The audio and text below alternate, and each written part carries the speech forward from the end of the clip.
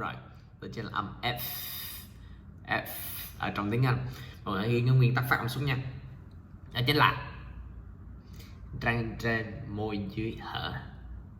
Răng trên này, môi dưới này, hở.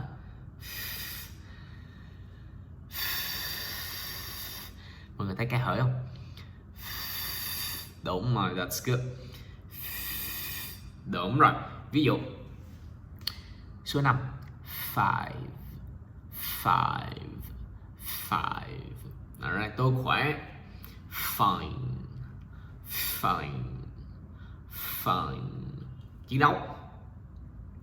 Fight. Ok. Tiền, phí ha. Phí. Đúng rồi. Bút tiết, chia tay. Farewell party.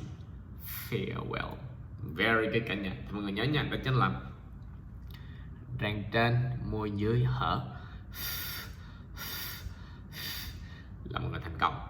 And I see next time. Thế nó có trường hợp nào âm F đứng đầu thì mạnh không? Yes, đúng rồi. Mọi người nhớ nguyên tắc này luôn nha. Âm F đứng đầu lúc nào cũng mạnh. Âm F phía sau là sao? Nhẹ lại. Giống với từ fifth. Là ngày 5 của tháng thì mình sẽ đọc thành fifth. Okay, and then see you next time, my friend.